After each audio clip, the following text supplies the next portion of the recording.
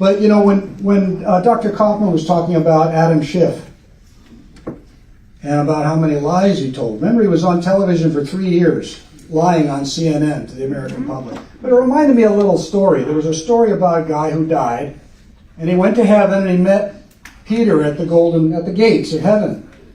And he looked at St. Peter, and behind St. Peter on the wall were some clocks. And one of the clocks, underneath it had the label Mother Teresa. And he asked St. Peter, what's the purpose of the clock there? And St. Peter said, that's Mother Teresa. Well, every time someone lies, the hands go around. But the hands are frozen there because Mother Teresa never told a lie in her life. And they said, what's that other one? He said, that's Abraham Lincoln. Now, it moved a little bit because he only told two lies in his lifetime. He goes, wow, that's amazing. He said, where's Joe Biden's clock? St. Peter goes, that's in Jesus' office. He's using it as a ceiling fan.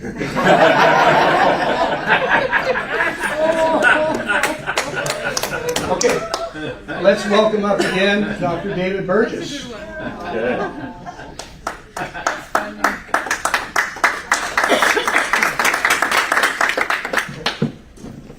All right, I'll try not to tell too many lies.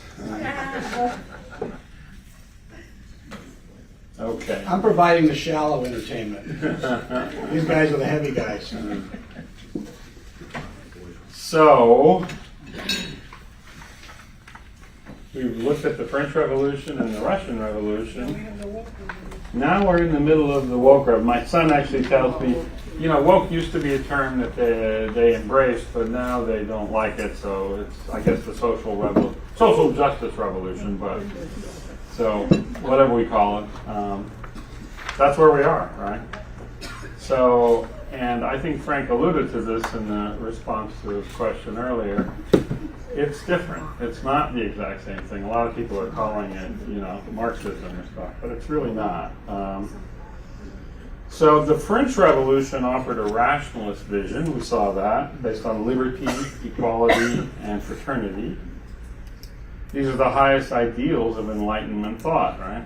So, and the Russian Revolution offered a materialist vision based, and their motto was peace, land, and bread.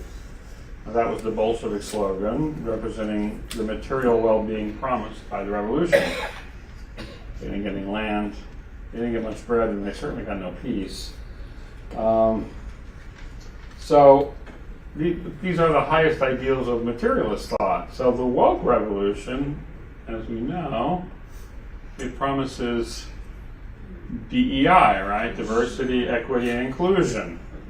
So what's the philosophical basis for DEI? Failure. So I don't know how many of you are familiar with this term.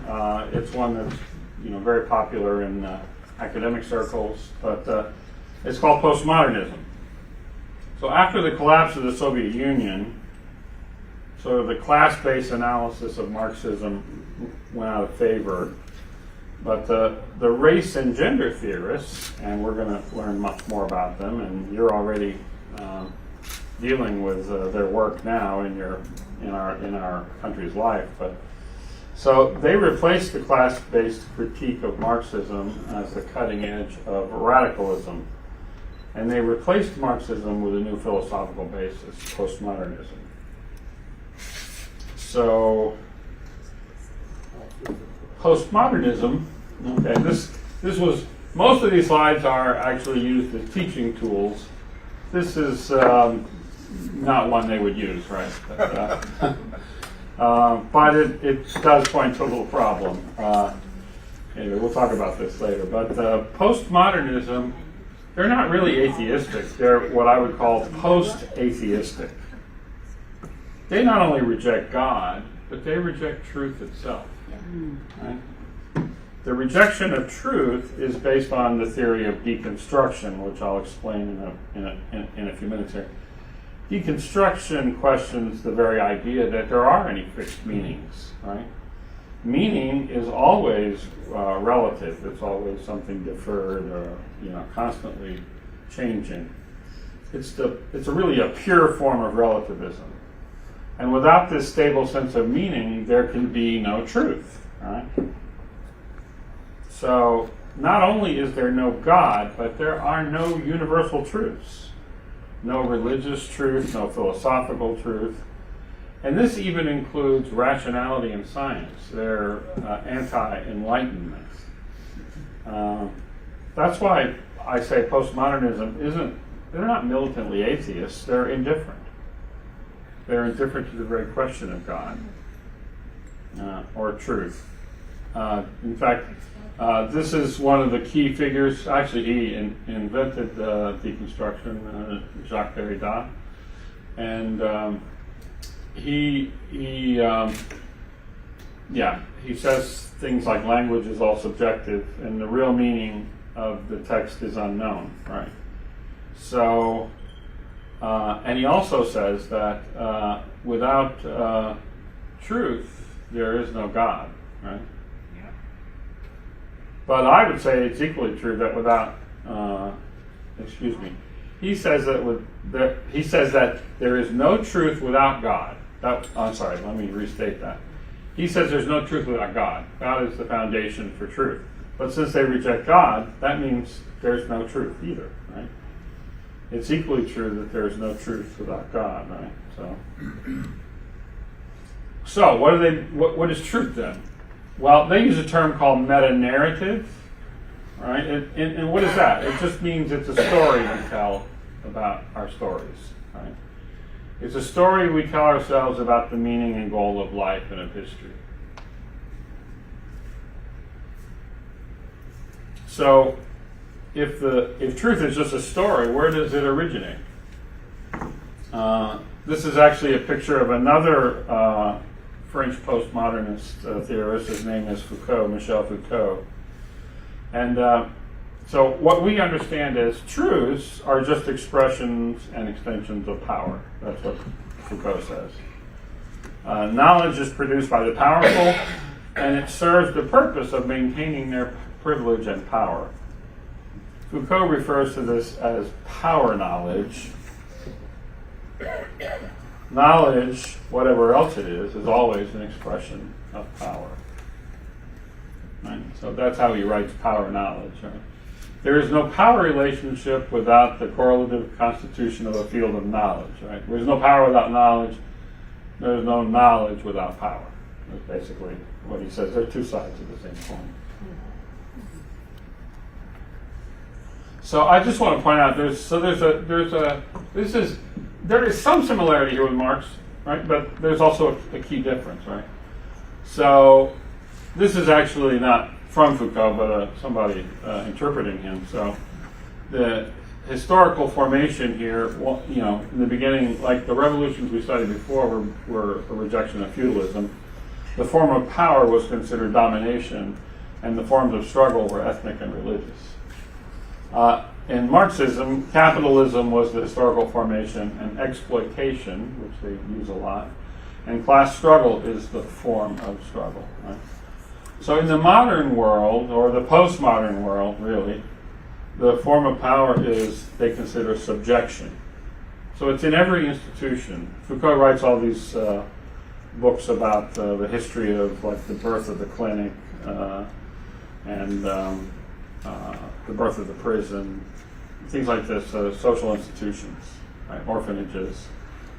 And so the form of power here is identity struggle or local resistance. Don't worry, I mean, we'll go into more what this means in a few minutes. It'll become more clear. But it begins with the rejection of Marxism, right? And Marx had believed that inequality and oppression could be eliminated once the proletariat came to recognize its historic mission and overthrow the capitalists. But Foucault rejects that. It's just another story, another meta-narrative. Okay. So, again, just to reiterate here, power is productive, it creates things. This is his contrast between his notion of power and Marx's notion of power. And power comes from below. It's not dualistic in a relationship between the powerful and the powerless, but it's in every relationship. So it's just so many strategies. Right? Okay. I think we'll see more how this plays into the woke ideology going forward. So just like I said, Derrida's philosophy was completely relativistic. There is no truth, there is no meaning. Foucault also shares that same relativism, but applied to history. He rejects the idea that history has any goal at all, no purpose. Actual history is just a series of events.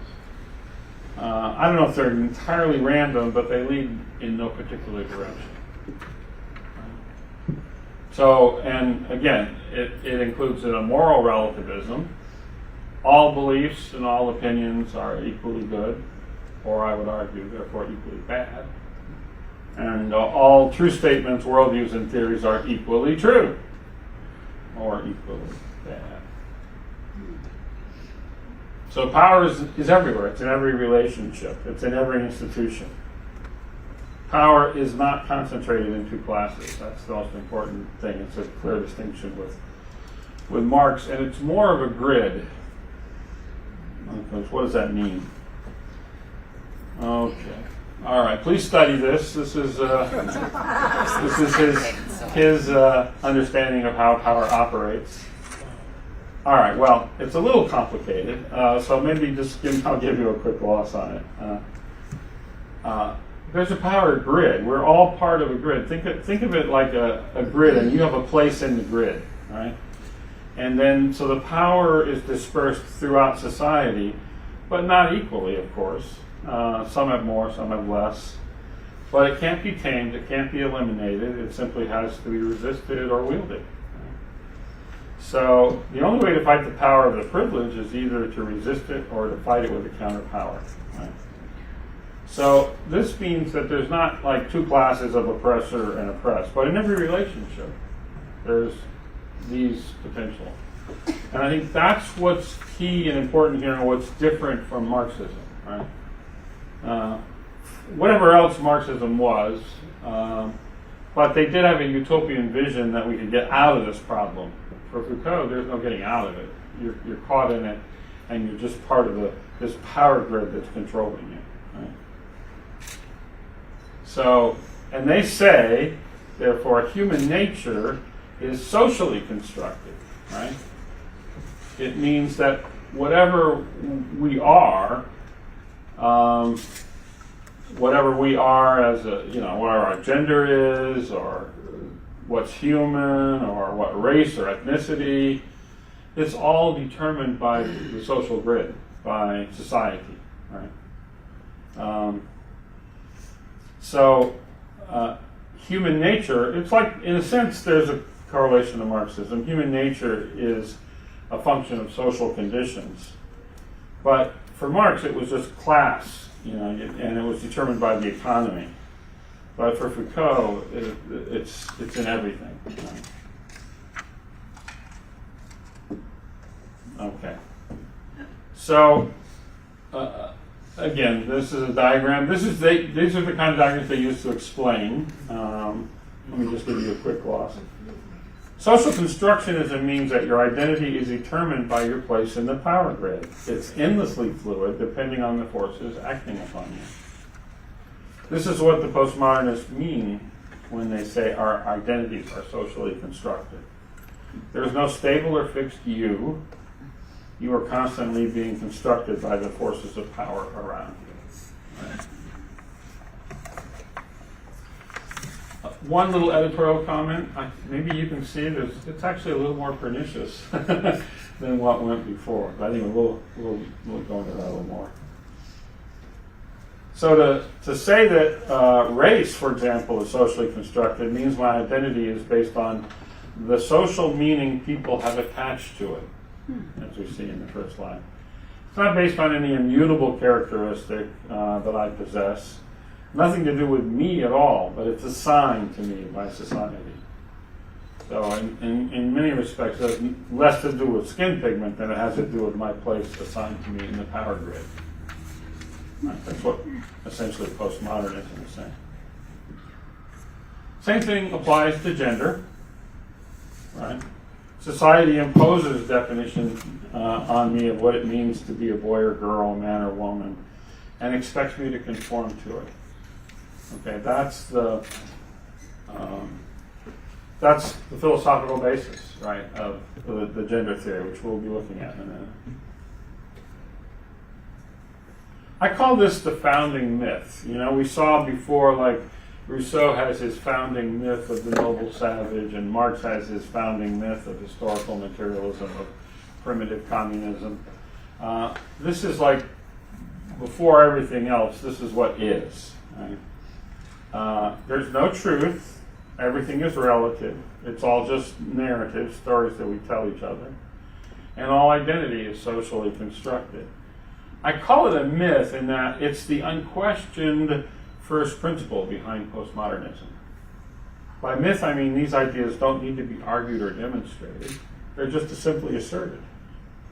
They're the founding principles, and they're the basis on which the woke ideology exists, in which they view the world. But it's not yet an ideology, an actionable political agenda. So Derrida and Foucault were like prominent figures in the 60s, 70s, and 80s. That's when they did the writing. And actually Foucault died from AIDS. But, and I can tell you, in the academic institutions at the time, there was an understanding this was kind of pessimistic. Like, where does this go? Right? It wasn't a political agenda, it wasn't even an ideology yet, but something happened, right? After the collapse of communism, the race and gender theorists had begun as essentially Marxists, but they transitioned from being Marxists to postmodernists, and we're going to see what that looks like here.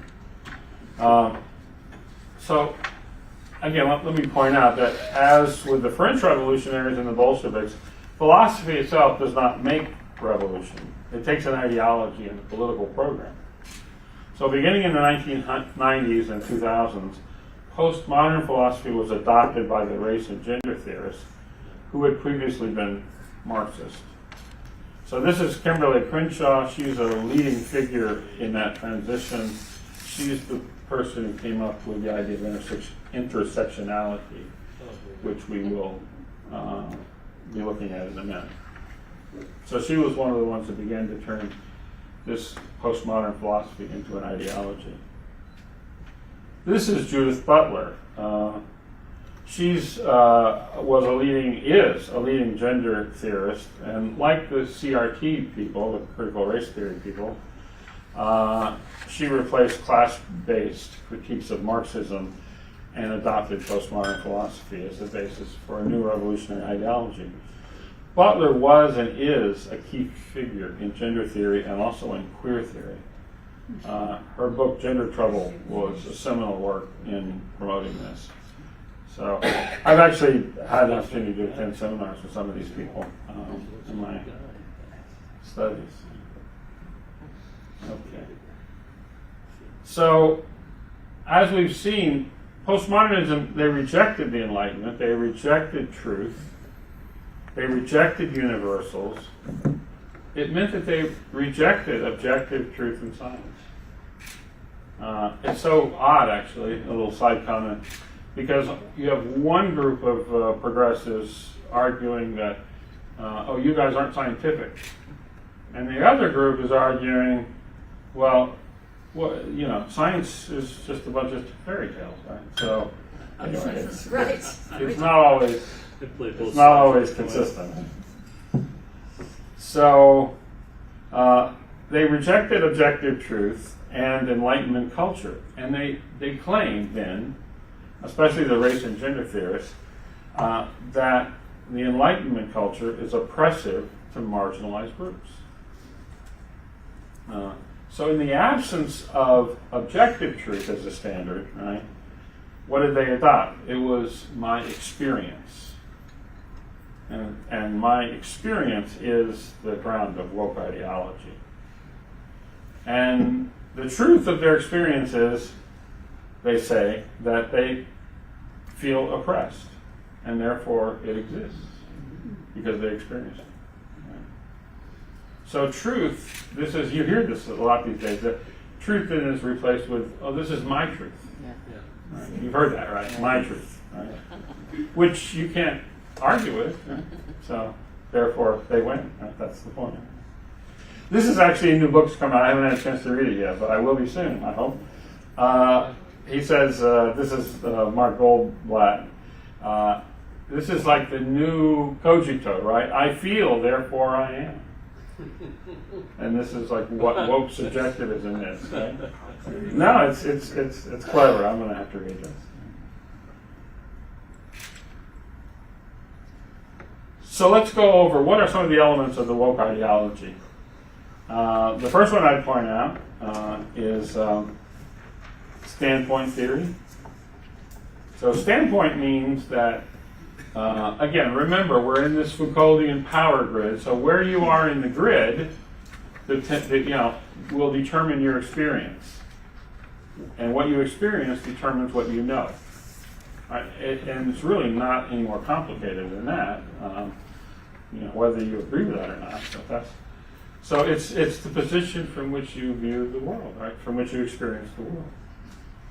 And so this is the framework now for analyzing, the viewpoint one holds based on the social location. Right?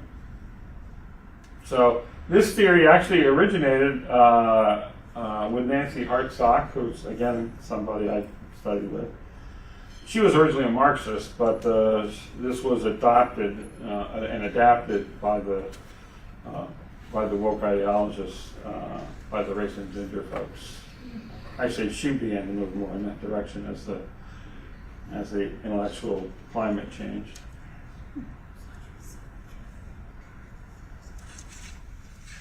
So, standpoint theory. Here's the important thing for you to understand. Standpoint theory means that you can only be aware of what you experience. See, there's no truth, so you only know what your experience is. So, for example, if you're white, you're not aware of white supremacy. You're incapable of aware. You're not only not aware, you're not capable of aware because you don't experience it, right? You don't understand the oppression that your being exerts on somebody who's non-white. So it's a good example of the postmodernist philosophy behind woke ideology. Knowledge isn't based on an objective standard, but on experience. If you insist on objective knowledge, it's another example of what a white supremacist you are. Right? So it's rhetorically very clever, right? So I'll give him that. All right, so you guys have heard about this before. There's a book by author D'Angelo about white fragility. What does it mean? It means if you're white, you're not even too fragile to have a conversation about your white supremacy. By conversation, of course, I don't mean a debate with differing views, right? That's not what they mean. That would simply be another example of white supremacy. A conversation means you come to understand your white supremacy. They explain it to you, and you understand it. Right? But if you resist it, well, again, it says what a white supremacist you are. And I use this as an example. You may have deduced this, but I'm white. Right? In case there was any, wondering. But this is, I use this as an example of how the woke ideology operates. It's not just about white fragility, right? So it's anything which, they want to attack. So, all right. So that was standpoint theory. The next element is, mapping the oppression. And I just hope you can see this and appreciate this for what it is, right? Here it is. Here's the map of what oppression looks like.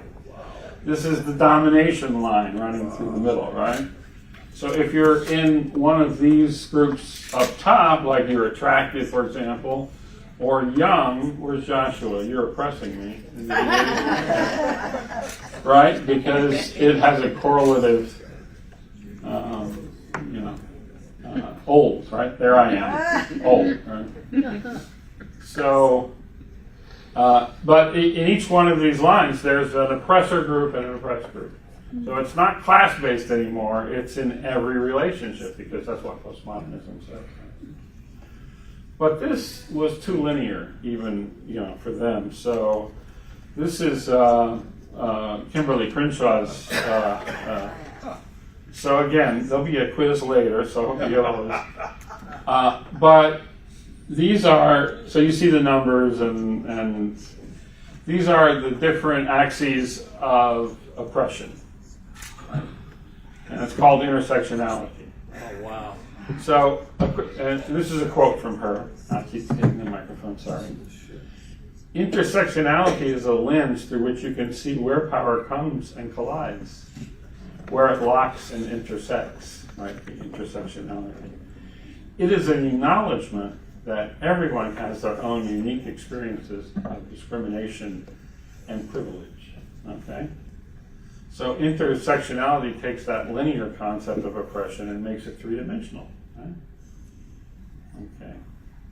So this has led one WAG to come up with the theory that this is the oppression Olympics, right? So you can win the Olympic Games of Oppression if you're the most oppressed, right? And of course, this is tongue-in-cheek, but actually, excuse me, it's not so far. I can use a glass of water. Thanks. Okay. So again, the next step and the last point and the most important part of woke ideology is identity politics. And I use this slide to show, right, that there's still this friction. Thank you so much. There's this friction still between the Marxists and the postmodernists, right? So the Marxists, of course, says racism and sexism would be easier to solve once we take down capitalism. And those people, they're still with us. But then the postmodernists are right. So my revolution has to wait for yours. Oh, they're jealous. It's true. Okay. So identity politics. So the point is, what's identity? Oh, I know. Maybe we can do that one. Well, if identity is socially constructed, the woke ideologists argue that we should embrace that identity. What does that mean? So in the past, equality of opportunity was the goal of civil rights and the sexual liberation movements. But they argue that these only serve to support the dominant groups and their oppression. Being marginalized and oppressed is my socially constructed identity. Oh, wow. So identity politics actually began in the 70s. It had largely Marxist roots. But like everything else, it's transitioned to a postmodern basis.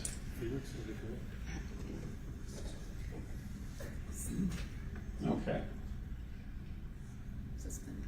Oh, let me go back one.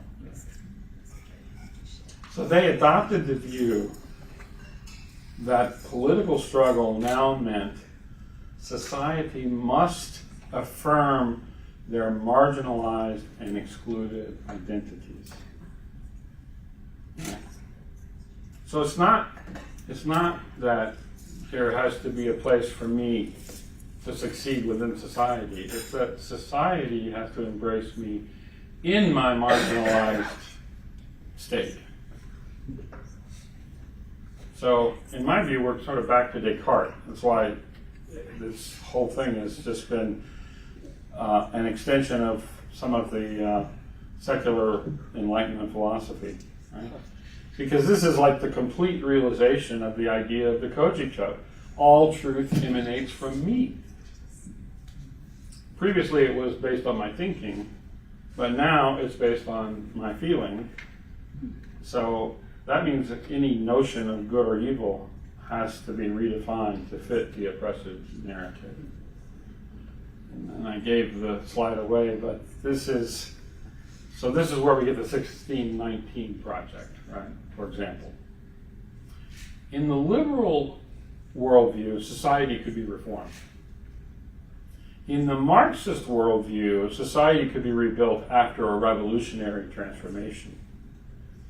In the postmodern worldview, society is created on the basis of discrimination. Oppression is built into the system.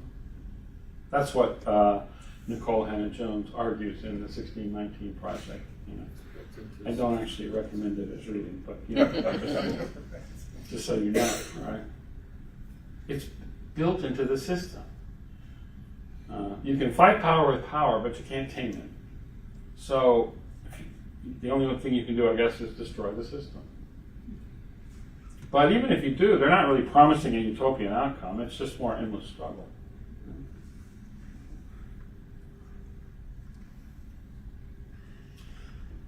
So we're going to look a little bit then at race and gender theory based on this. Because, again, the the philosophy of postmodernism was one thing, but this is like the ideology that's being built on that foundation.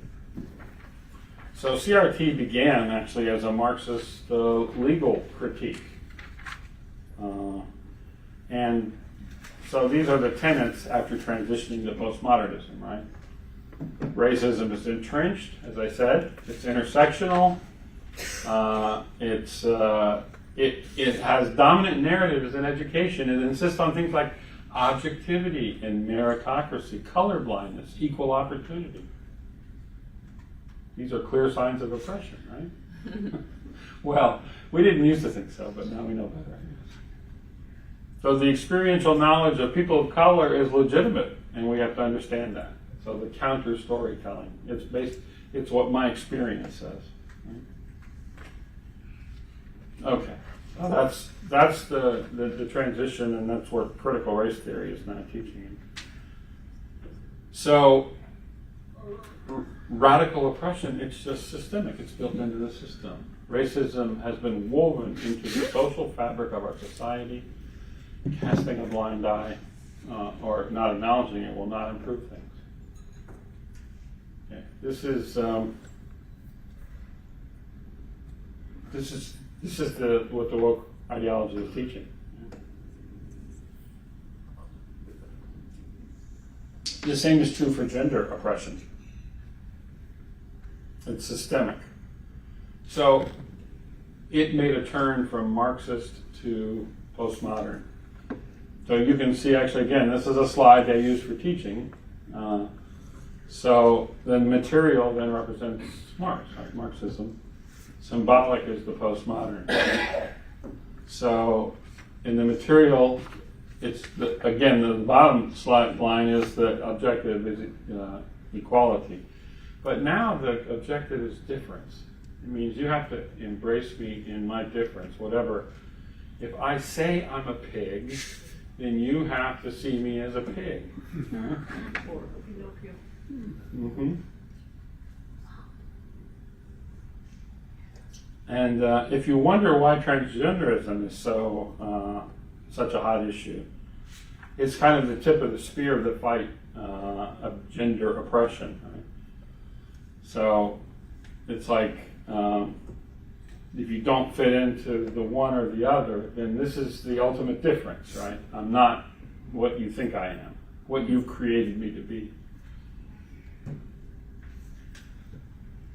So gender is a sliding scale, right? Between male and female, right?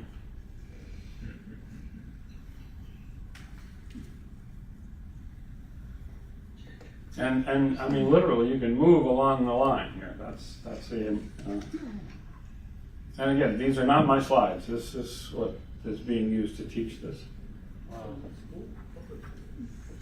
cool. Okay. So I will argue that gender identity is the clearest attack on science and objective truth, right? It asserts that gender is socially constructed.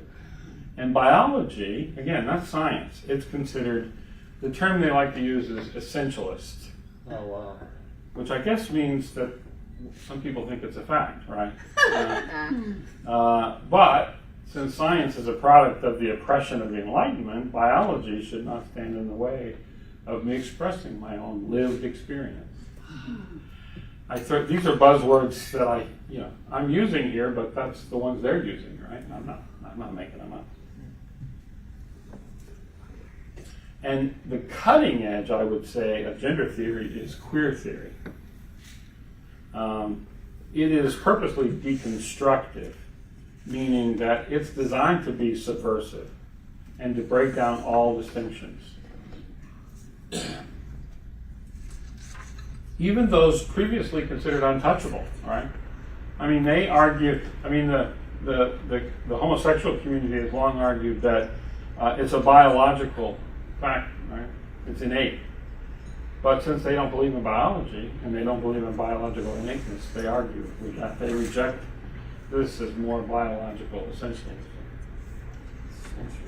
So it's, as I say, this is the cutting edge. And I would say the pinnacle of woke ideology. It's an attack on the core of human identity. And recently, this last week, even the Pope is rejecting it as a grave threat to human dignity. And again, I'm not Catholic. I'm not promoting that, but that's his observation.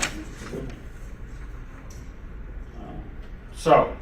These are the elements of the woke ideology. What is the agenda then? Right? Well, as we know, the stated goal of the woke agenda is DEI. And it sounds nice. Liberty, equality, brotherhood, that all sounded really good. Right? Peace, land, and bread. Anybody here against that? No, right?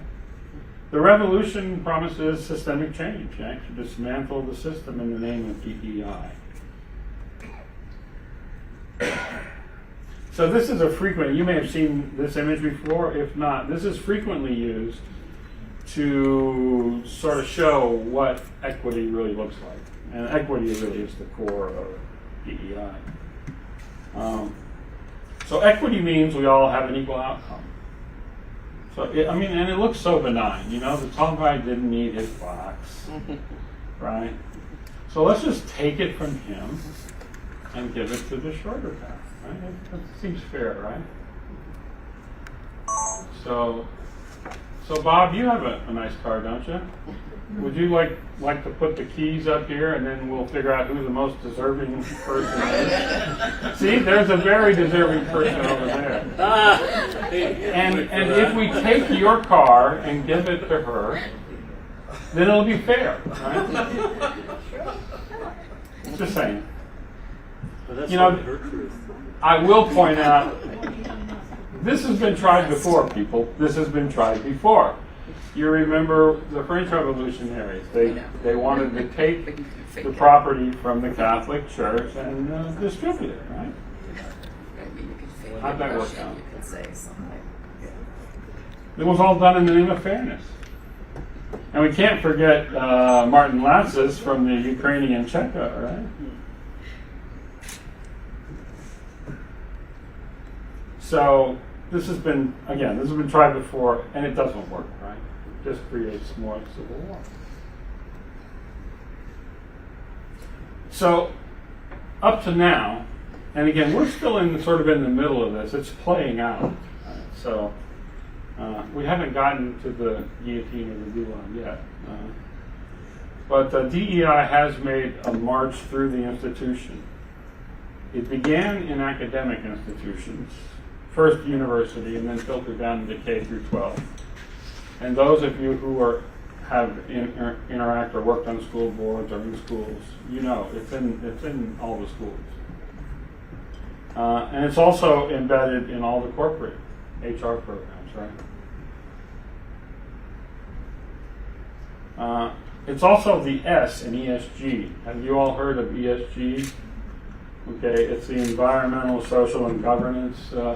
It's like a score that they give to the corporations in order to, so anyway, it's the S, NESG. And those of you who work in government, and we have a few here, right? Yeah. It's embedded in the government, right? There's all these trainings and the force trainings, but there's also laws, So it's marched through the institutions already. And it currently kind of operates, this is actually a good slide. It shows you, again, now this is one by a critic, not by the promoters of it, but you see the ideas of liberal culture, our old American culture versus the current one, which which we call cancel culture, right? I call it perhaps a reign of error. Hopefully that's as far as that goes. But, so it operates based on cancel culture now. Right? That is, it's a way to attack enemies in a contemporary democratic culture, right? We don't live in a collapsing monarchy like the French or the Russians. They don't currently have the political tools to actually eliminate people in mass.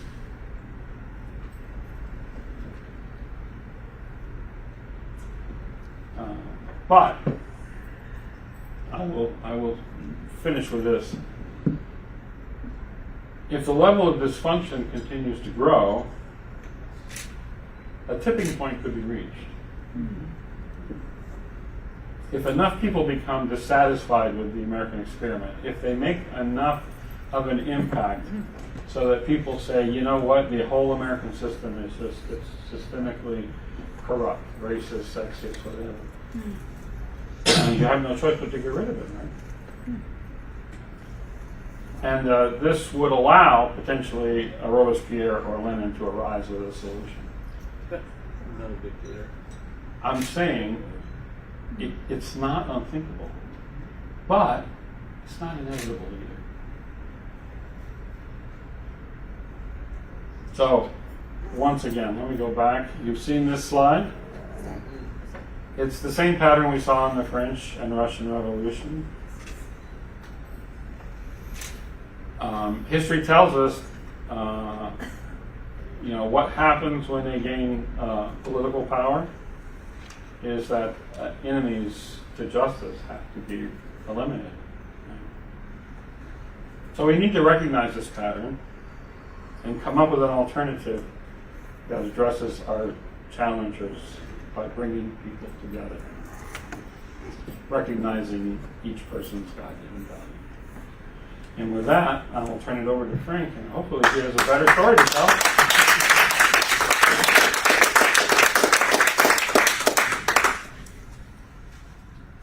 Thank you, Dr. Burgess.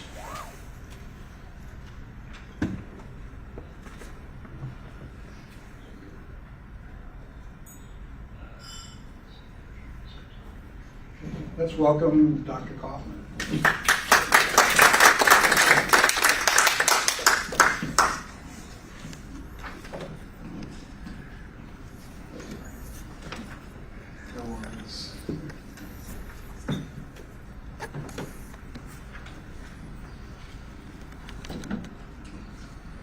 Thank you, David, for that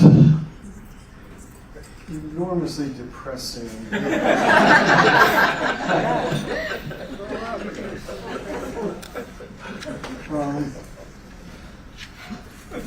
I've worked with David for many years, and it's been a pleasure to work with Zenzer.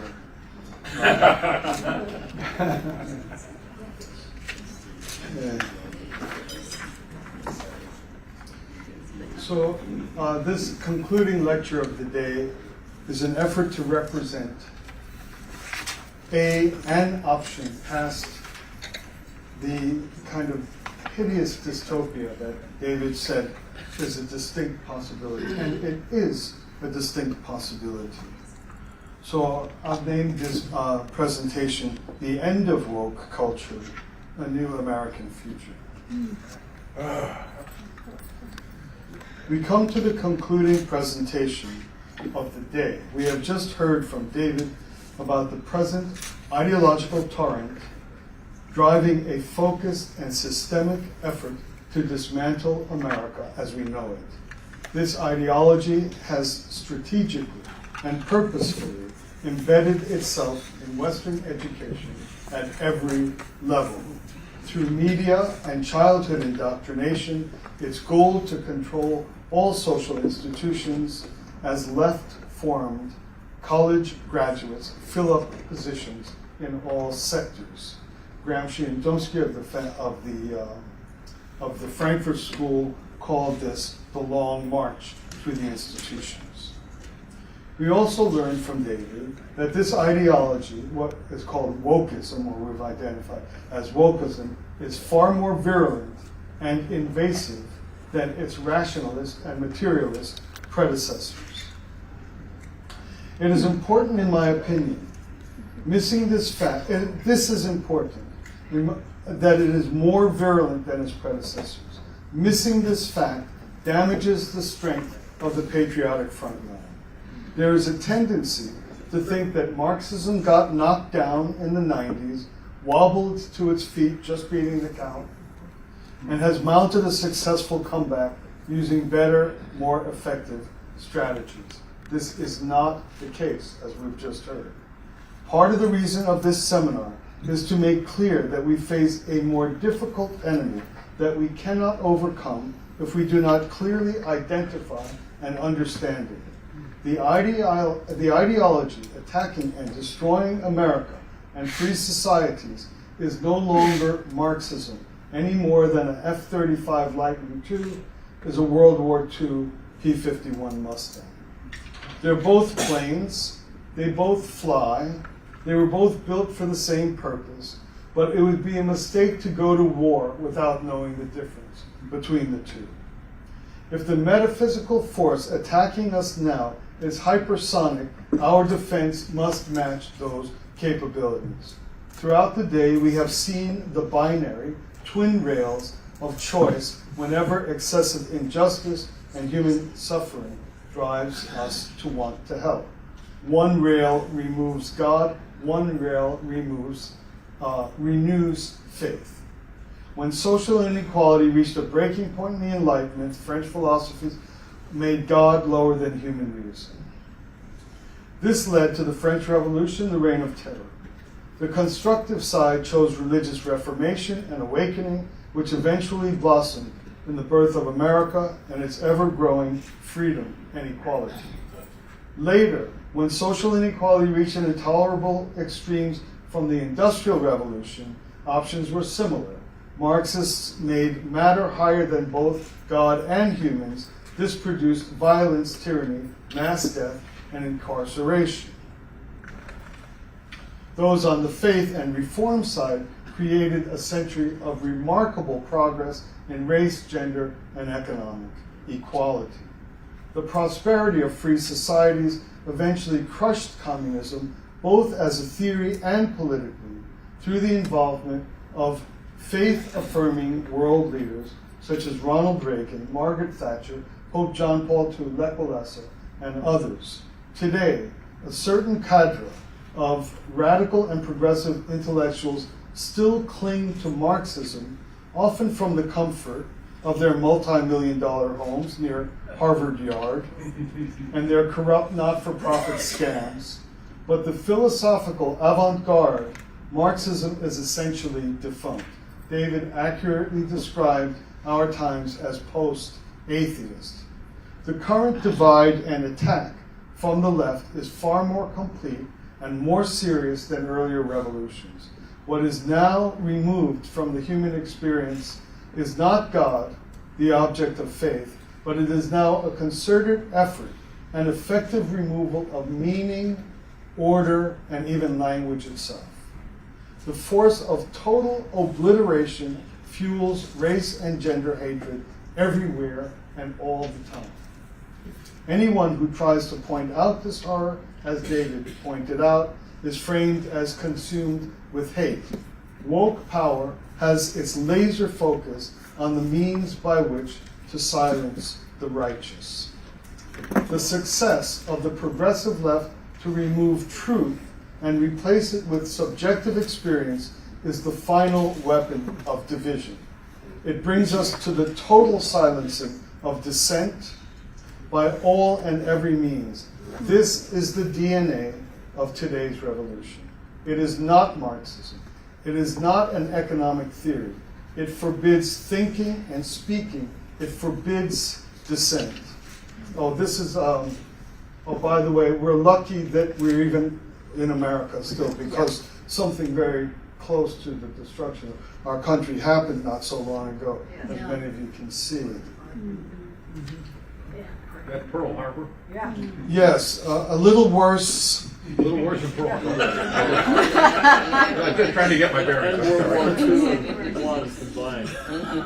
I must say humbly that the current conservative habit of constantly pointing out hypocrisy on the left is futile. It causes us to lose time and come closer to losing our country. We are spending too much time on social media, talking to ourselves, arguing with insignificant strangers, and not enough time winning. We love Tucker, Bannon, Tim Pool, Jordan Peterson, but liberals are not spending all their time online listening to George Soros or Jeff Zuckerberg all day. The left is following long-term, carefully crafted, strategic, devious strategies and effectively destroying our justice system and the possibility of fair elections. This is a very big difference. As critical theory is perfected and hermetically sealed against arguments and challenges, it offers nothing to improve human life, as David pointed out, but it is perfect at destroying. The only thing it does is divide, deny, undo, break things down, disallow speech, and in the end, critical theory turns against itself. It's self-devouring. It's not like a flesh-eating virus, it's like a self-eating virus. It cannot be engaged, it cannot be debated. That you argue, as David pointed out, is proof that you are the oppressor and must be removed. Speaking itself is oppression. Unopposed, this can easily destroy America. It will also destroy its own followers one by one, group by group. As with all God-replacing, human-diminishing revolutions, it finally produces large-scale human eradication and the arising of a power elite and a system of feudal, F-E-U-D-A-L, feudal servitude. Pure wokeism began in a tiny house of mirrors created by language philosophers lost in the obscure world of semiotics and meta-semantics. This inane hobby dedicated to removing meaning from writing and speaking required these thinkers to undergo convoluted contortions. You can think of this similarly to jazz snobs or modern art snobs, tiny self-important groups amazed by their own superiority, in a dark club at 3 a.m. twitching to some grating noise called music, or sitting in the front row of a fashion show fanning themselves in awe of the genius who dresses his runway models only in feces and eye makeup. These critical theorists kept themselves busy and rich writing books and flying to international conferences. But the problems they faced were two. The philosophical content was the enemy of its own self. They're removing meaning from language. So itself is a self-destructive philosophical undertaking. As I said, self-devouring, impossible to sustain. Its success would be simultaneously its own self-destruction. While intellectually entertaining, it was so inaccessible that it stood no chance to survive. It's like a religion with 3 people whose sole tenet is celibacy. So how did this obscure philosophy rise to the menacing power it has today? How could this small self-absorbed club survive? As David just explained, radical race and gender theorists took over critical theory because race and gender hustle is built on the necessity of permanent victimhood. thus the power grid. Critical theory was the gold at the end of the rainbow. Everything is oppression. Meet the race and gender industry, and you have a match made in heaven. This is I'm a woman, I think, I'm not sure, I'm not a scientist. Okay.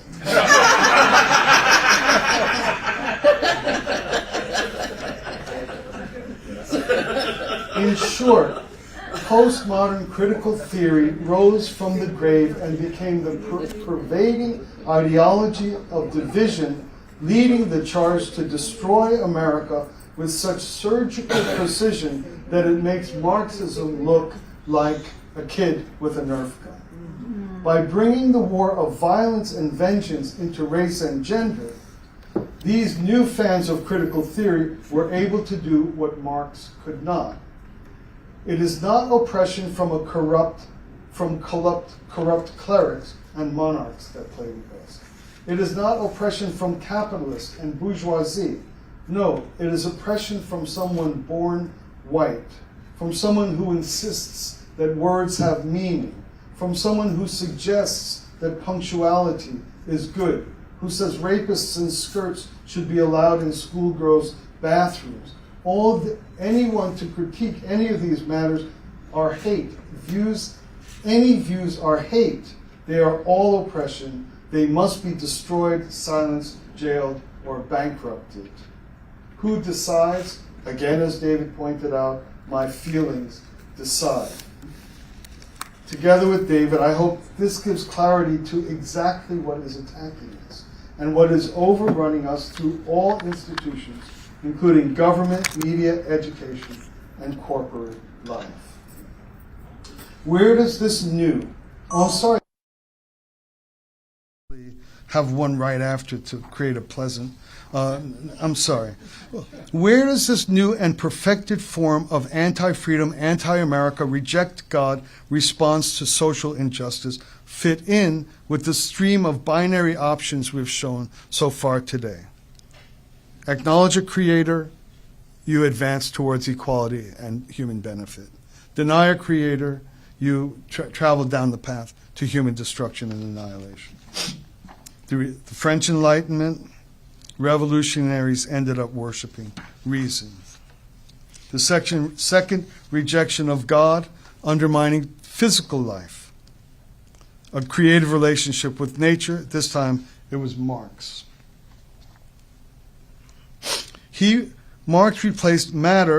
Marx placed physical matter above both God and human beings. Marx undermined our God-given relationship with nature and subverted our authority as a source of value. Wokeism is the full flowering of both errors. It is the complete ruination of human dignity and value. Wokeism attacks both spiritual life, as the French revolutionaries did, French Enlightenment, and physical life, as the Marxist revolutionaries did. The lodestone for today's war against decent and healthy societies is an organized war against identity. Spiritual, physical, mental, mind, body. It's the completion of both threads that we studied today. This is wokeism. It's an attack on identity, as David pointed out. By now we know the options. We've seen them time and again. From the Enlightenment, faith and inner life arise from the fact that we were created by God. It is logically impossible to argue that we create ourselves. For communism, our ability to innovate, work, create, identify value comes from the fact that we are created by God, which implies the relationship with our life and the physical world. It cannot come from the random collision of particles of matter. The choice at the core of meeting social revolutions is clear, and the implications of these outcomes is clear. Now we come to the bitter invasion of woke ideology. It is an attack on our whole being. our inner and outer existence. In short, our identity. Woke ideology deprives us of our identity, ourselves, not just some part of us. The attack is not only total, but the enemy structure, unlike France or Marx, is total. The enemies of wokeism are no longer a selected small abusive class, a group whose actions are called oppressive, like monarchs, clerics, industrialists, or capitalists. No, we are no longer to be exterminated for what we've done. We are to be exterminated, again as David pointed out, because of how we are born. Our identity is evil. Nothing we've done. Born white, born male, born heterosexual. Denying your crime of merely existing as you were born is treated as proof of your guilt. People often compare our time to the political tyranny described in Orwell's 1984. But it is more accurate to say that we are in an existential hell captured by the harrowing writing of Franz Kafka. The strategy and focus of wokeism is unlike the French revolutions, which were directed at oppressive political systems. The woke revolution focuses on the destruction of culture and human relations. It focuses on you personally, you individually. The source of evil in this world is how you were born. It is nothing that you've done. Despite the immense force of wokeism, the path to overcoming this evil remains as simple in its core choice. It is as it has always been and has been proven in history. Is there a creator, God, or is this simple logic replaced by something lesser? What is the true source of your origin and your identity? If that's the problem, if that's why you should be destroyed or silenced or jailed or removed, is your identity, what is the source of it? Is it your color? Is it your culture? Is it the activities of your ancestors? Is it your opinion, your station in life, where you live? These are your identity. These are secondary identity characteristics. By replacing the source of our identity, woke subversives permeate all of life with permanent revolution, hatred of one another, and the destruction of faith and order. The antidote is just as it has always been, is codified in the axioms at the root of our nation's founding. We hold these truths to be self-evident, that all men are created equal, and endowed by their creator with certain unalienable rights. Two things led our founders to risk life, fortune, and honor: the laws of nature and nature's God. Identity is given to each person by God. That's the origin source of your identity. That's where the war lies now. So the perfection of the relativism and of the woke ideology that David horrified us with. I'm going to have nightmares tonight. Glad I brought my little bunny to sleep with it. The primary characteristics of our identity is given by God to every person equally. We are free. This is our identity. We are free, we have rights, and we are equal. Why? Because we were born. And the woke relativistic attack that is undermining America is your problem is that you were born, is because you were born, how you were born. So to recover the stand on which we can make a stand is the exact same option once again. Our value is infinite, universal, and common to every person. The possibility of universal equality, universal freedom, come from the fact of our creation. If we are to have any hope in this time of threat, this axiom and basis for myself and my country is non-negotiable. This truth will ultimately end woke efforts to divide and pit human beings against one another. The only question is this: can we do this in time to protect our country from ruin? That's the only question. Affirming a creator makes you a champion of equality and human rights. Identity politics, on the other hand, eventually pits every person against every other person, returning us to Hobbes' Leviathan, in which all human existence is the permanence, and David pointed this out already, of a war of all against all. This is described by Hobbes, that life is solitary, poor, nasty, brutish, and short. We heard this already today. Do you know what Hobbes arrived at as the only solution to this reality? The establishment of a central government. Correct? Am I correct? Sound familiar? This is why our time feels so intense and so heavy. Divisiveness is everywhere and constant. Even in our preschools, it must be thrown off totally at its root and core. Now we begin to see the picture. We see how much worse and thorough wokeism is. Under Marxism, the people who needed to be exterminated were the bourgeoisie and the capitalist class. Marxism killed over 100 million human beings in less than 70 years, even though it identified only one small group of people as enemies.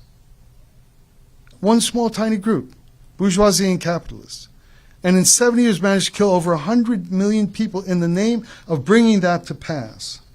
Imagine the extent of civilizational destruction from an ideology of violence and hatred that holds not one single person alive as having inherent value.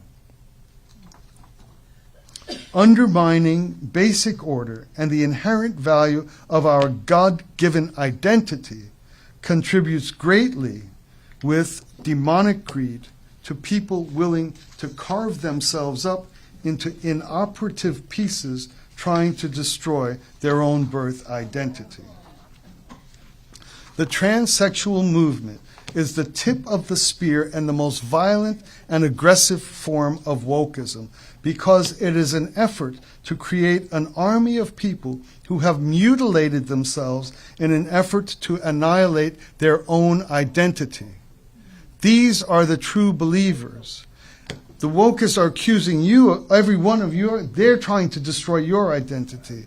This movement is the people who have purchased this and participated in the active destruction of their own identity.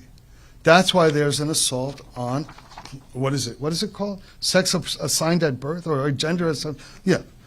Because you have no identity without your gender. You have no identity as a woman except as a woman. And that's why this is the end of the line. I hope the seriousness of this battle begins to seep in, and how pressing it is for believers and people of conscience to find a path beyond all small differences. And that was the question that came up today earlier. And forge a solidarity to win this battle for survival. What can be done?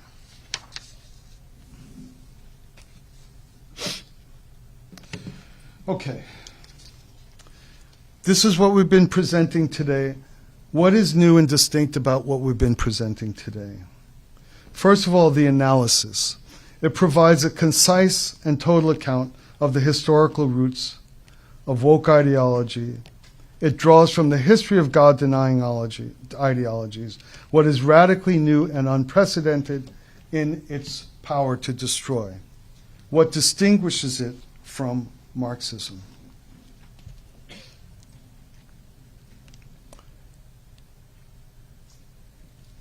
Oh, okay. Okay. Oh no, this doesn't respond to that question. What is sufficient in the American roots that meet and overcome wokeism? To affirm unconditionally and live courageously in our origin and our country's founding, created equal, endowed by our Creator with inalienable rights. This is what makes each person great, what makes America great, and what will do so forever. This is the first and foremost necessary commitment to protect and recover our country.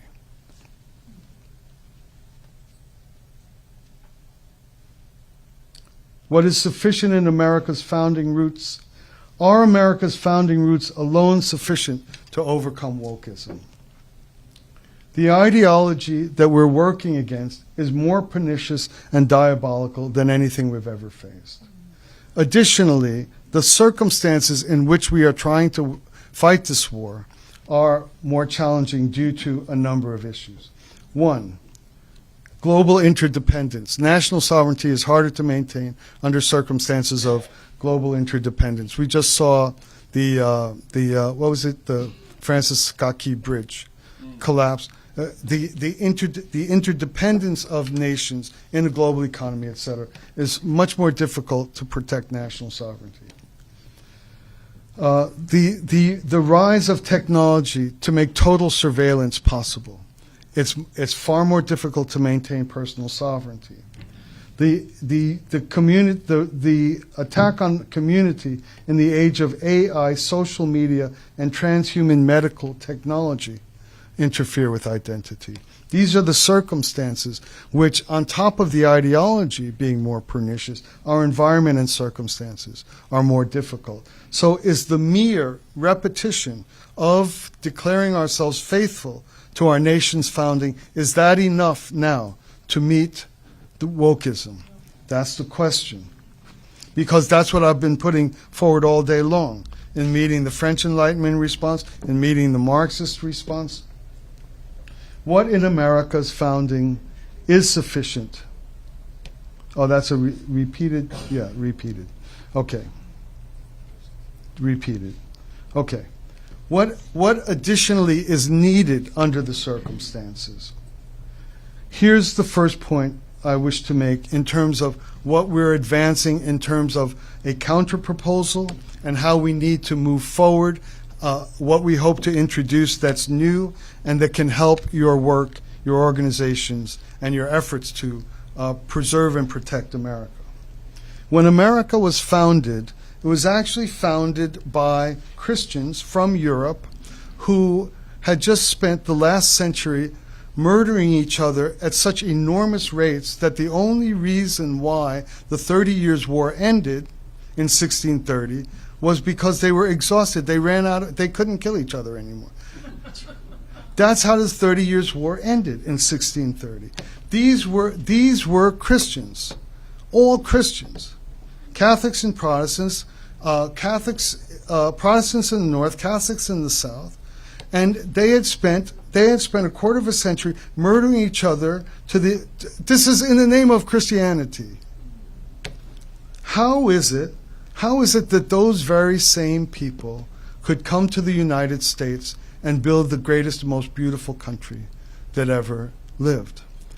This is the providence of God. This is the power of America. This is what America did that could not happen in Europe. Religious intolerance, the inability to see the other as an ally, as a partner, could not be achieved in Europe. In America, it could be achieved. This is what is described in the preamble to the Constitution as a more perfect union. Something happened here that could not happen even among Christians in Europe.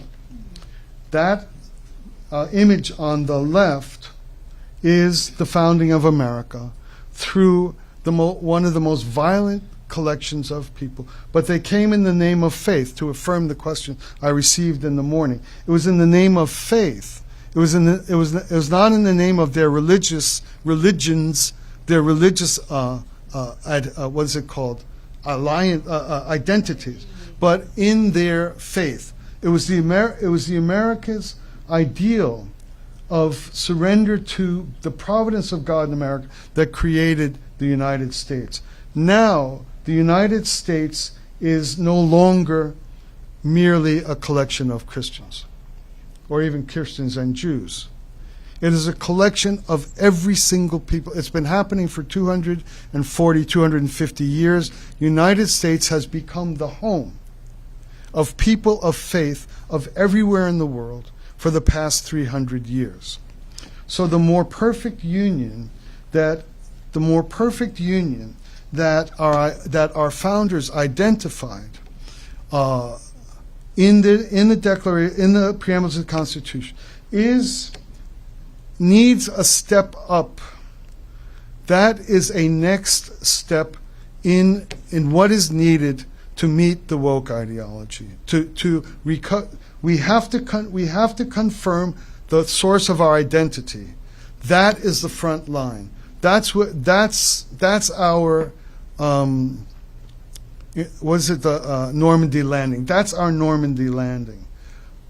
What are you, a white guy? Are you a white guy? No. You're free, you're equal, you have inalienable rights. You're white, yeah, I thought I saw that, or you convinced me earlier today.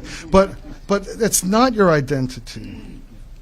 And so the capacity to insist that my identity does not match any of what the woke relativists are imposing on me is the front line. And to have a more perfect union is for America to do what it was able to do from the European disorder. It has to be able to now do it on a global disorder. The affirmation of our bond and commitment to nature and nature's God has to be able to do, again, greater what we did once before. We're meeting the final enemy. We're in a global era, and the way to win now is to do it one more time and do it grander and better and greater. And it's difficult. It's difficult. To do this requires that we find ways to transcend our parochial boundaries. Because retaining our parochial boundaries is participating in the energy of what the woke ideology is doing. It's participating in that. It's not how can I say it?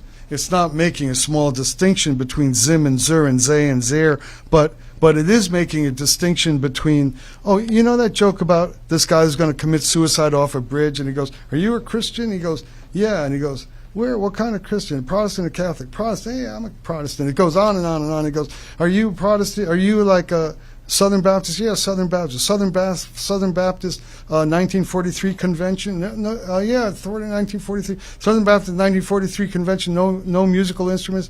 No, we have a piano. "Die, heretic!" He kicks him off. You know, it's a great joke. That's what identity politics is turning all of us against each other. And what we our insistence on having an identity as free, equal, and what is it? Free, equal. Speaking too much. Bread. Okay. Yeah. Our identity must be insisted upon, and we must be able to do once again what we did once before, but greater and better and stronger. And it's going to take a lot. It's not easy. It's not easy to overcome important distinctions and boundaries, but we have to understand our commonality.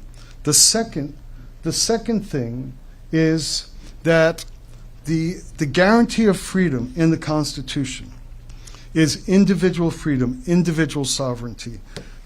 But when the founders affirmed this, it was recognized and known that America is only possible for a moral people. It's only possible for a moral people. So individual freedom is only possible for a moral people. Otherwise, freedom will be insisted upon as the freedom to publish pornography, the freedom to change the gender of fourth grade girls or boys, or things like that. Individual freedom needs moral guidelines. And so so I've already described one step up, which there has to be an affirmation of American founding that makes us do once again what we did once before, but at a greater level, at a broader level.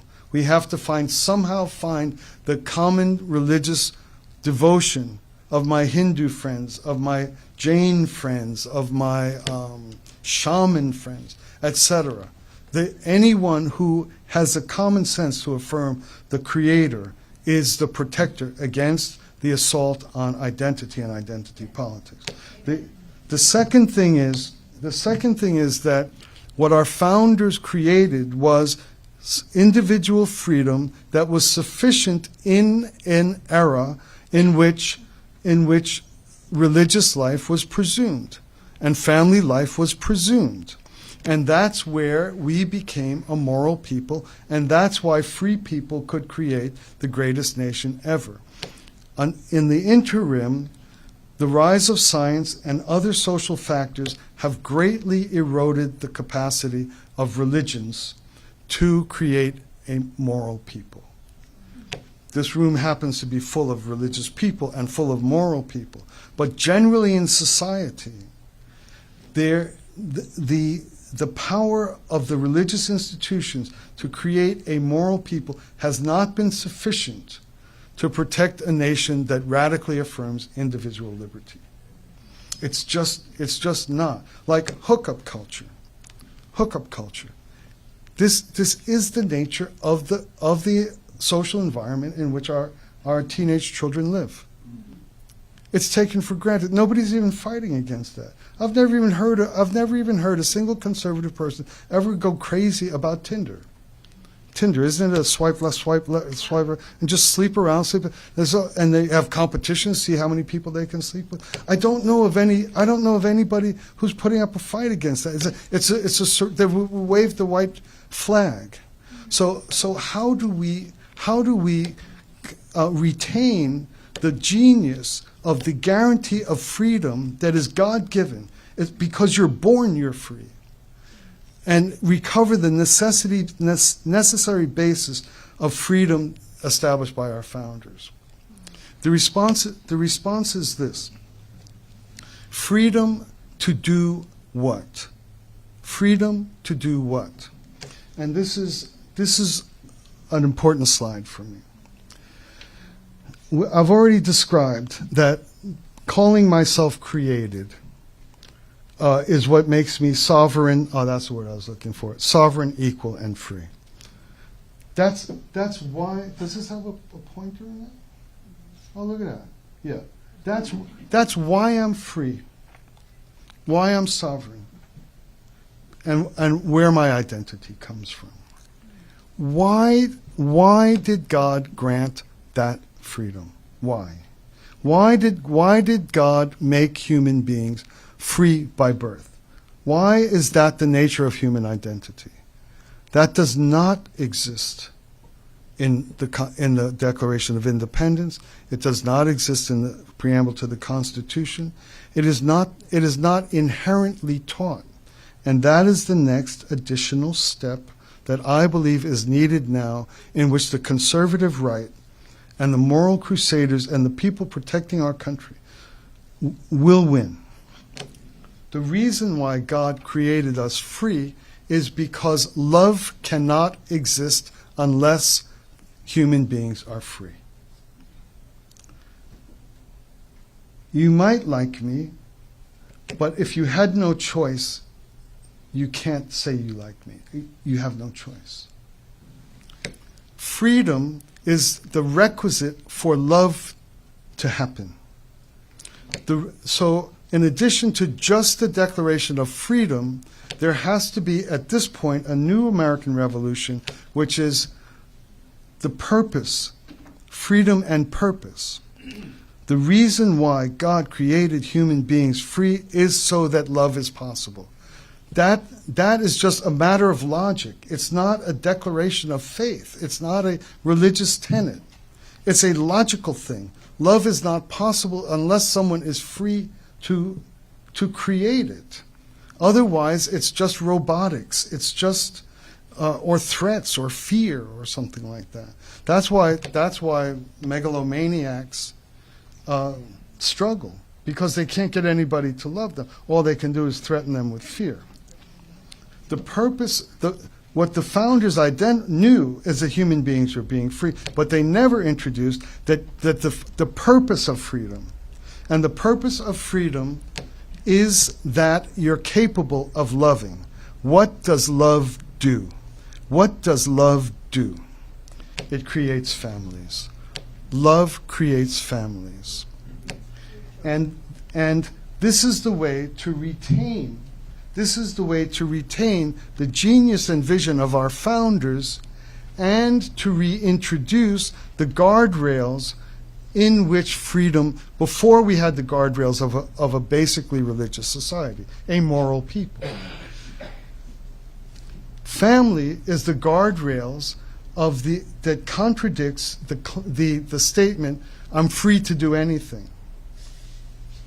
I'm not, I was who was I telling the other night? I said, there's two people that amaze me, black mothers and Irish wives. Because you'll have this 8-foot tall black guy, all muscle, threatening someone, and his little old mom comes out, says, James, get yourself in the house. Get yourself in the house. And it's like, boom, he turns around. It's like, I don't know how it happens. I don't know how it happens. And the Irish wives, you'll have this guy that goes out to the club every night, or to the pub every night. His purpose is to get into a fight. His purpose is to get into a fight. And the bartender will call and say, he says, Shireen, Jack's had a little bit too much tonight. And she walks 3 blocks. There's these barbarians in there drinking it up. And she'll say, Jimmy, where are you? Get yourself inside. And this big muscular guy walks home. There's something about family. I'm not trying to be. I'm already in the woke jailhouse now, I'm for sure. But there's something about family that itself already blocks this notion of individual freedom. No one genuinely has individual freedom if you're in a family. Because you got brothers and sisters, you got a mom and dad, you got children. There's a version of freedom but once you have family, it provides the guardrails of a moral people. It emulates a moral people. And so the purpose of the reason why the founders identify that freedom and equality are inalienable God-given rights is because the design of the expansion of human society is meant to follow along the lines of freedom. It's meant to follow along the lines of love. So my family then, the first social unit is the family.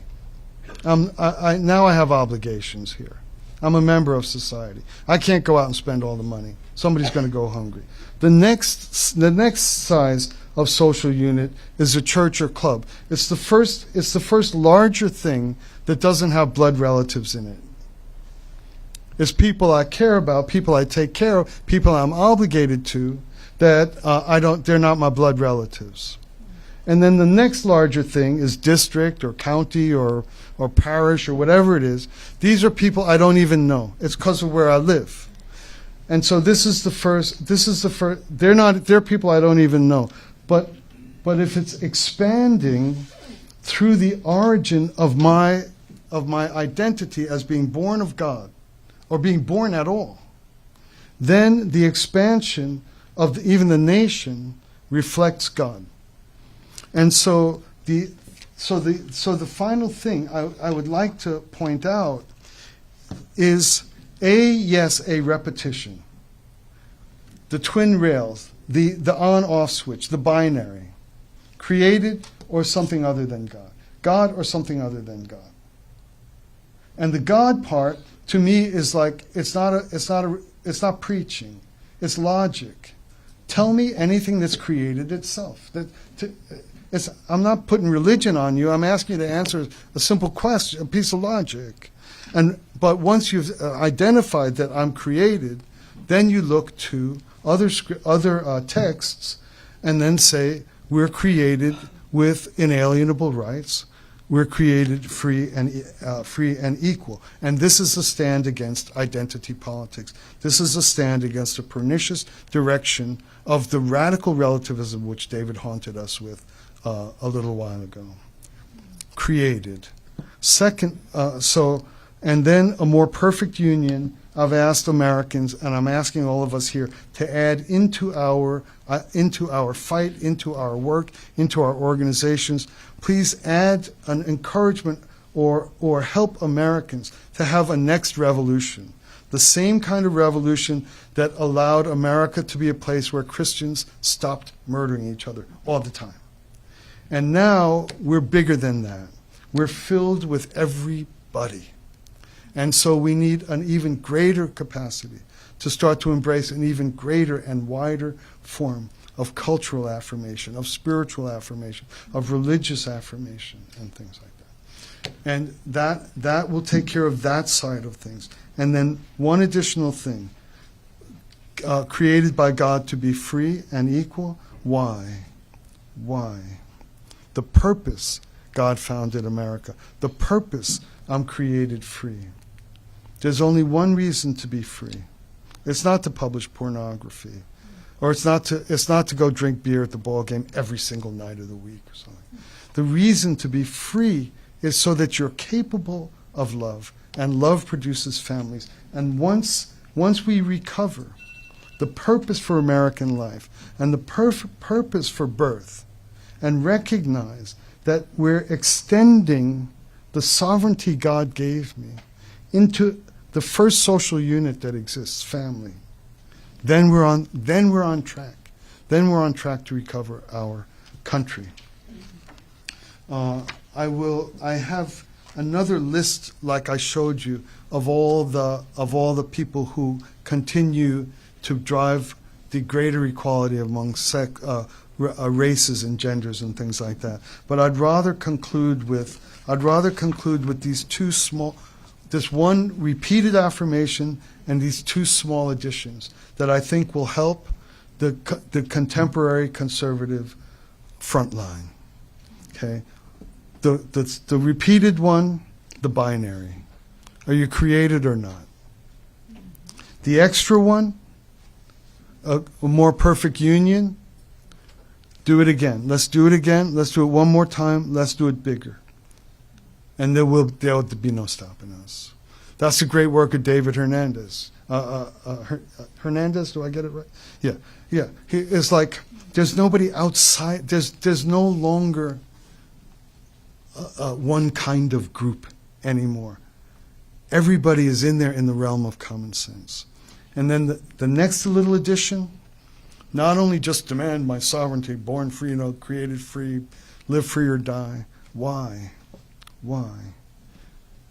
That's again another piece of logic. It's not a Hallmark card, love. It's a piece of logic. The reason you can't love without being free. And everybody, that's what you want. And what love does is create families, and families creates the protection of the moral individual. It makes us moral somehow. Even the worst of us. It makes us moral somehow. And this is a new American revolution. This is enough. I believe this is enough. And with all of you, all of your genius, all of your capacity, all of your knowledge that's better than mine or David's in your particular areas, please bring them in. Please help this grow. Please add ways to make this teaching work. I think I'm serious. A rebirth of America, a new revolution is needed with just a couple of added things because of the nature of the time, not because of our founders had anything lacking. All right, thank you. I conclude with that.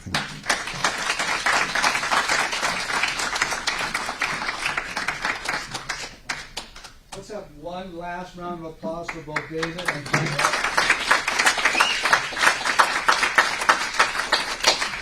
Okay, we're almost done. Can you hang in there a couple more minutes? Can you hang in there a couple more minutes? Yeah. Thank you. Okay, another important representative of the settlement project has a few concluding remarks to make. I want to invite him up, Mr. Bob Spitz. Also is a resident here in Orange County, has a law office, Spitz Attorney at Law, and I'd like to welcome Bob to say a few final words.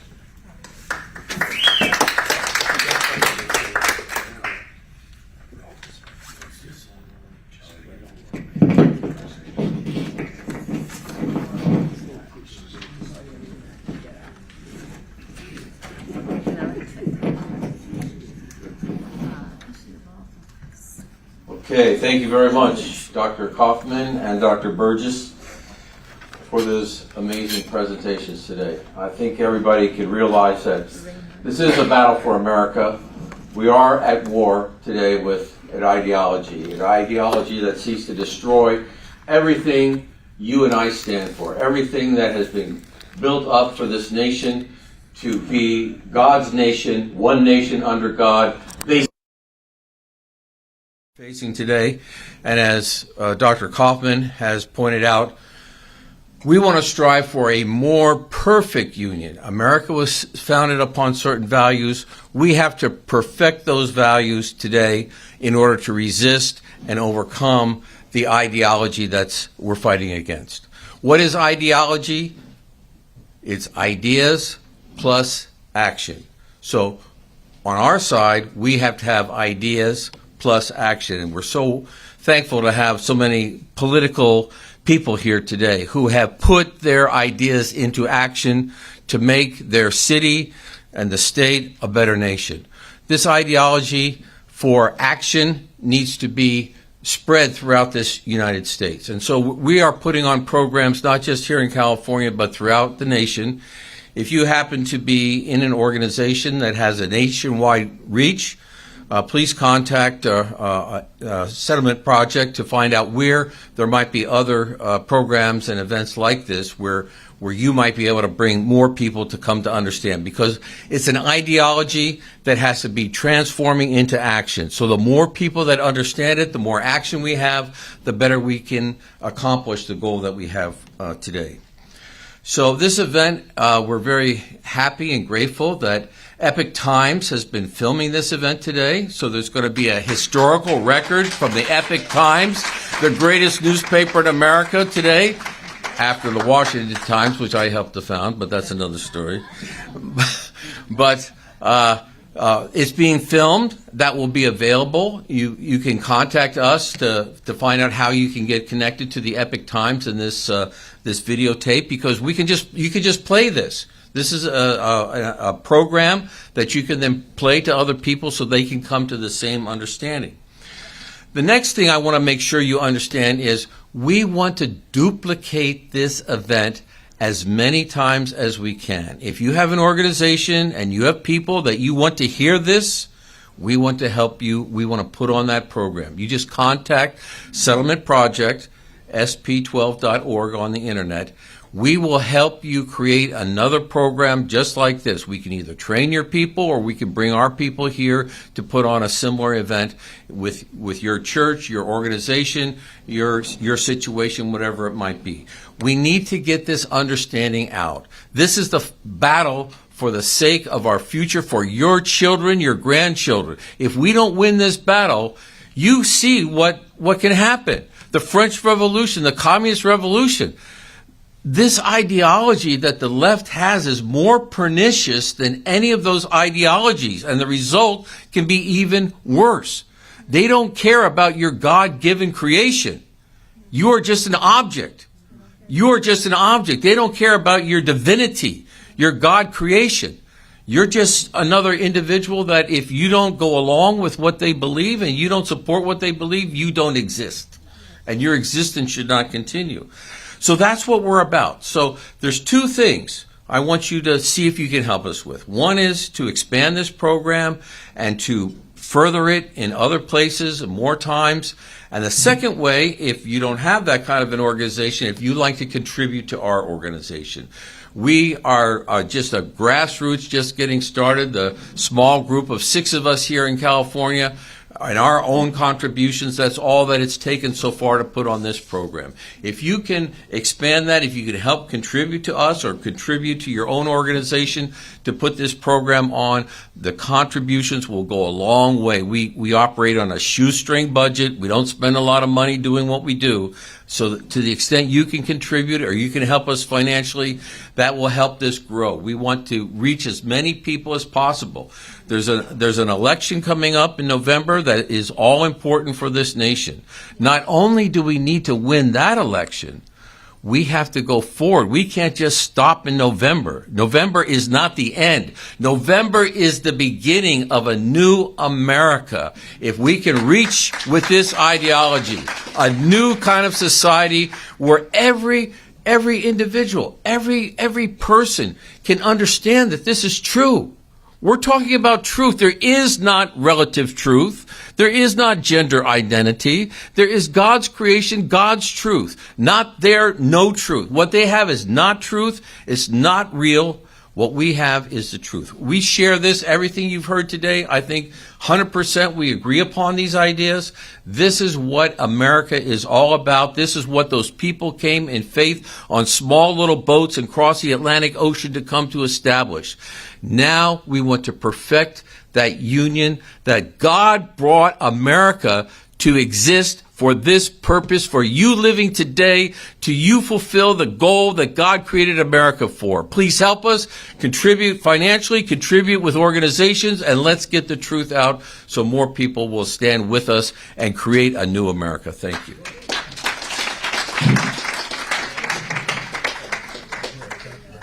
That's great. Oh, sorry. Oh, you got this. Need to take that off. There we go.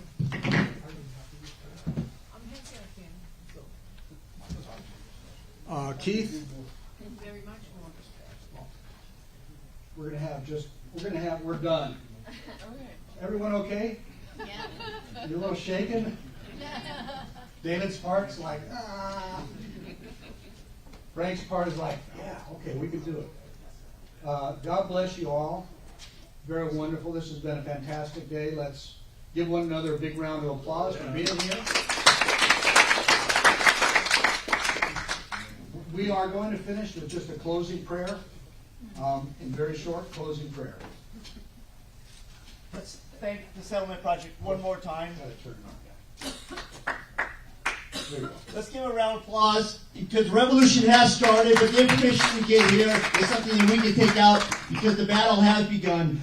I just want to give a shout out before I close in prayer. We have the Turning Point USA students here. They've come, listen to this whole thing. If you have a child or a grandchild that's in high school and college, go back to the table back there and get their information, get them plugged into the schools, because the fact is that the battleground, as much as we see it on our streets, it's more intense and more critical that we get the students and the young people involved. So let's close in prayer. Lord God, we just thank you and praise you, God, that you blessed us to live in the greatest nation on the face of this earth, Father God. We thank you, Father, for rising up your people that call you by your name to fight this battle that's before us, Father God. Allow us to be ambassadors for this word, this message. Allow us to stand for the principles that we have been so blessed to have as our foundation, the Constitution, the Bill of Rights, Father God. We ask, Father, that you've informed us. Allow us to go out there and be courageous and strong. Allow us never to turn back, Father, and we just give you all the praise. In your mighty name we pray. Amen. Amen.